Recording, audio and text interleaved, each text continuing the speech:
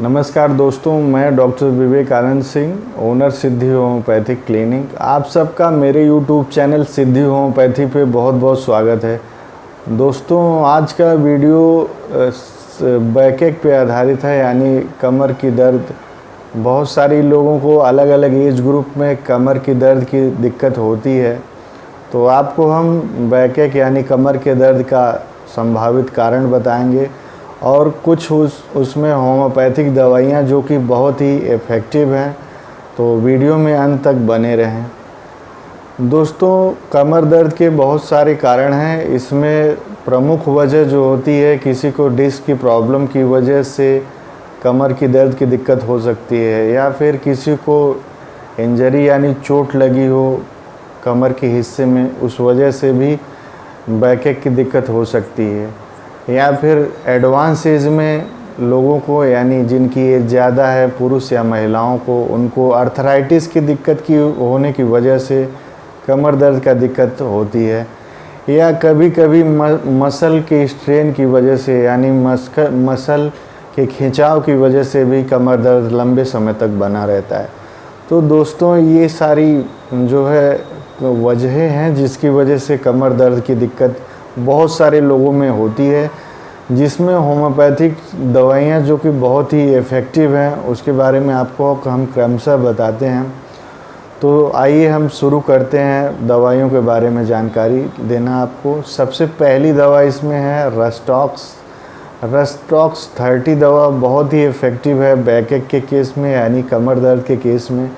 जिनको बैठे रहने पे उनको प्रॉब्लम ज़्यादा होती है और चलने फिरने पे प्रॉब्लम जो है आराम मिलता है।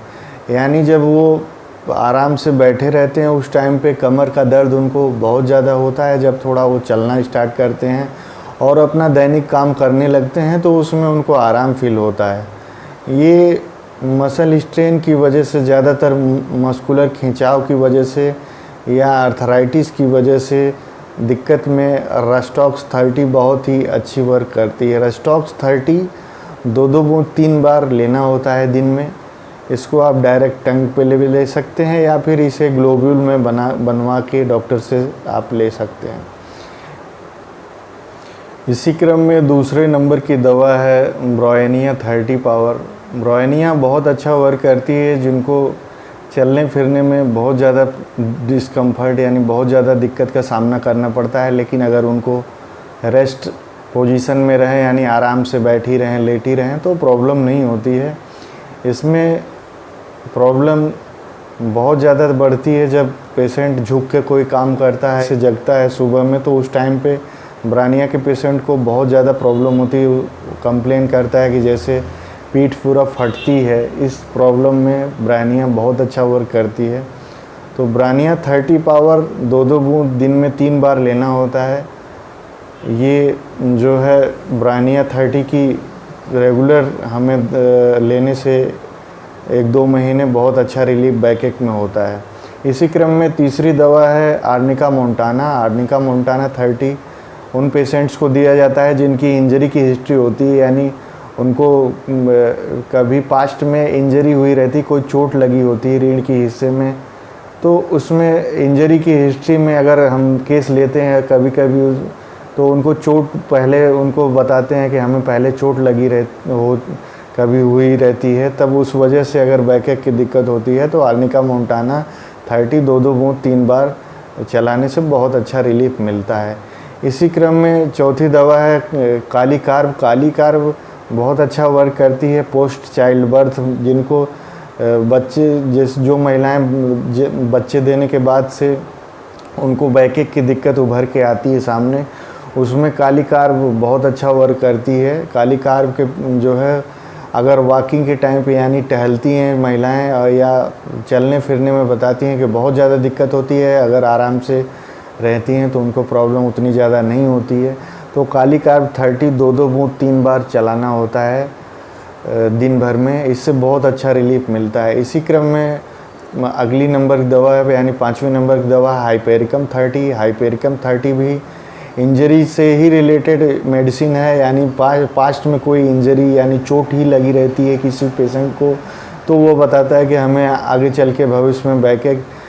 हाइपेरिकम दवा उन पेशेंट्स को बहुत अच्छा वर्क करती है जिनको रीढ़ की निचले वाले हिस्से में पेन बराबर बना रहता है, और इतनी ज़्यादा सेंसिटिविटी बहुत ज़्यादा होती है, पेशेंट बहुत ज़्यादा इरिटेबल हो जाता है और बहुत ही इंटेंस पेन होता है। तो उसमें हाइपेरिकम 30 2-2 बूंद 3 बार लेने से बहुत अच्छा रिलीफ मिलता है।